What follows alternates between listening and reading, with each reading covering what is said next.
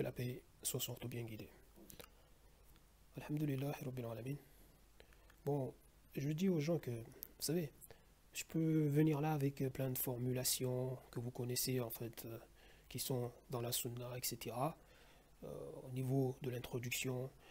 Mais la manière dont je présente les choses, je sais pas, voilà, ça aussi, ça a un lien avec la dawa que je fais, qui est une dawa ouverte, vous voyez, à tout le monde. Donc c'est tout à fait normal. En plus, quand on voit tout ce que les gens prennent aujourd'hui, beaucoup de choses qui ne vont pas du tout, vous voyez, qui s'opposent à l'islam, et ça se complaise là-dedans. Donc vous comprenez bien la manière dont je commence mes interventions, en disant que la paix soit surtout bien guidée. Ok. Donc ça, je le dis pour les gens qui n'arrêtent pas de chercher, voilà, des poussiers là, etc.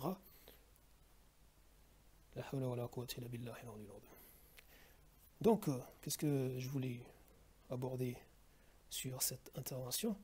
Et d'ailleurs, en faisant les démonstrations que je fais, vous voyez, personnellement, j'ai l'impression de trahir un peu les personnes qui essayent d'avoir le livre, vous voyez, mon livre, pour apprendre ces choses-là.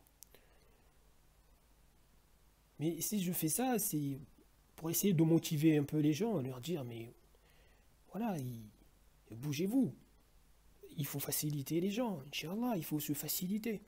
Parce que lorsque vous venez là, vous aveugler de ces démonstrations, ces preuves scientifiques, vous voyez, déjà au niveau de l'organisation du Coran, vous voyez déjà tout ce que je vous ai montré, au niveau, ces choses-là vous condamnent lorsque vous venez à tourner le dos à tout ça. Ces choses-là, ces preuves vous condamnent. En plus, lorsqu'on vient à cacher aux gens ce que Allah subhanahu wa ta'ala a descendu comme signe, comme preuve pour les gens, comme guide, on s'attire la malédiction sur soi. Parce que Allah subhanahu wa ta'ala maudit les personnes qui agissent de la sorte. Allah, il les maudisse, et les maudisseurs les maudissent. Vous voyez? Donc, c'est pour votre bien, c'est pour notre bien à tous que voilà, je reviens sans cesse, que j'essaye, mais je ne vais pas faire cela indéfiniment. Voilà, je ne vais pas passer mon temps à faire ça. Donc là, ce que je souhaite vous parler, ça a un lien avec ce que je vous ai montré. Vous voyez, la constante solaire que je vous ai présentée récemment. Bon, c'est quelque chose que j'avais montré il y a longtemps. D'ailleurs, je vais remettre la vidéo que j'avais fait récemment. Vous voyez, comme rappel.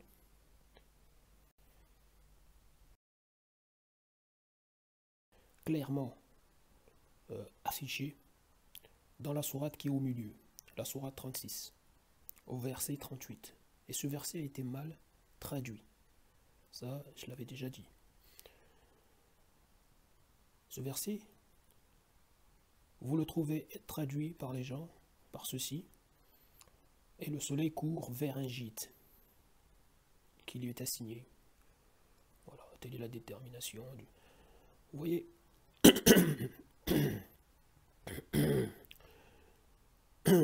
alors que vous voyez ce qu'il y a en arabe. Allah tabaraka wa ta'ala dit, وَالشَّمْسُ تَجْرِي لِمُسْتَقَرٍ لَهَا ذَلِكَ تَقْدِيرُ الْعَزِيزُ الْعَلِيمُ. Ce que nous avons ici, c'est quoi? On nous dit li mustaqar. Li qui signifie pour et mustaqar qui signifie stable. On peut penser aux gîtes, aux maisons, si voilà, on tire le sens encore plus loin. Parce qu'une maison, une gîte, ça représente une stabilité. Mais ici, voilà, vous savez que mustaqar signifie stable, constant. Donc en plus, quand on a li mustaqar, et en plus Allah subhanahu wa ta'ala nous a facilité en positionnant ce verset à cette position-là, au verset 38. 38e verset. Lorsque vous faites, Parce que je vous ai montré que les positions des sourates et des versets, comme vous le voyez dans les tableaux, il n'y a même pas à voir l'ombre d'un doute que c'est important pour comprendre les signes d'Allah tabaraka wa ta'ala. Les choses sont d'une évidence. Et malgré tout ça, malgré ces démonstrations, vous avez des gens qui se montrent aveugles, injustes, font comme si de rien n'est. Subhanallah al-Aliyyul Azim. Donc quand vous faites 36, qui est le numéro de la sourate, fois 38, qui est le numéro du verset, ça vous donne combien? 1368. Et la constante solaire, c'est-à-dire ce flux que nous recevons du soleil, ce flux énergétique que nous recevons du soleil en moyenne annuelle par mètre carré, vaut 1368 watts par mètre carré. Vous voyez, vaut 1368. Donc, vous avez ça. En plus, cette constante solaire, Allah nous a facilité encore plus pour ne pas avoir des doutes. Là-dessus, déjà, rien que ce qu'il y a là, normalement, les gens ne devraient pas avoir de doute. Mais, comme ces trois sourates sont liées, nous la retrouvons à 3 reprises. Vous voyez, avec ces sourates-là. Donc, par rapport à ce que ces sourates contiennent. Et ça, je le détaille dans mon livre. Donc, il faut arrêter de faire comme si de rien n'est. Alors que vous voyez bien les démonstrations. Subhanallah.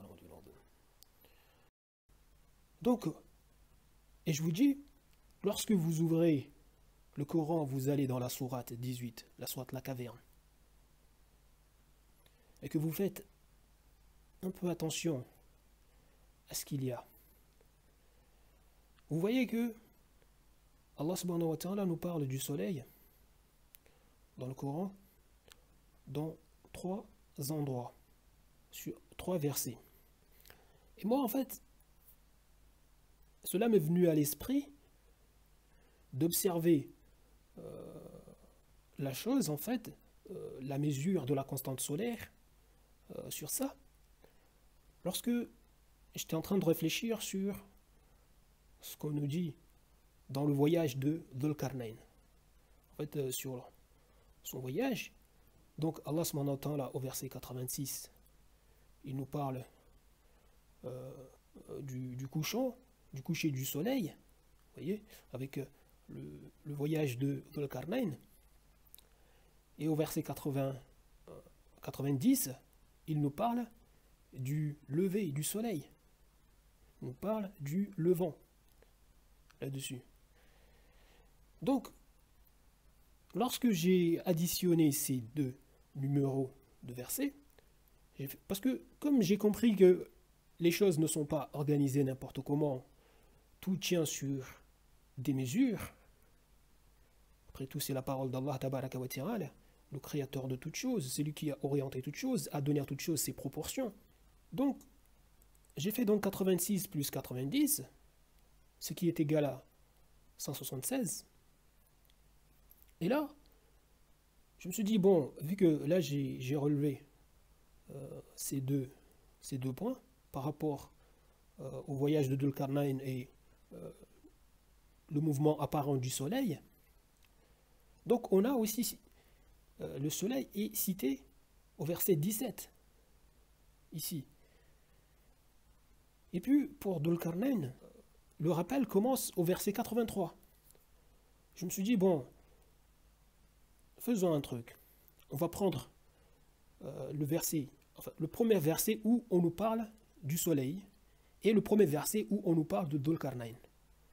Je les combine en fait par rapport au voyage de Dhul Qarnayn, du levant au couchant, en fait du soleil.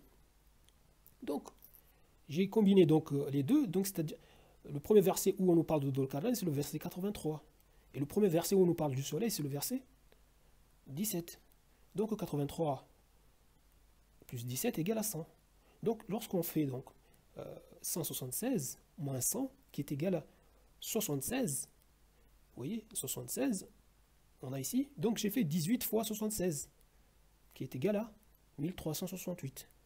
Donc vous avez ça, et quand vous voyez la démonstration que je vous ai exposée concernant la constante solaire que nous avons de manière évidente exposée dans la sourate Yassine, la sourate 36, au verset 38. Donc vous avez ça, et vous, franchement, donc voilà. Je vous remercie du temps que vous avez pris pour ça. Et je vous dis, n'hésitez pas à partager. Ne vous faites pas du tort, ne faites pas du tort à autrui. C'est tout. Je vous dis salam.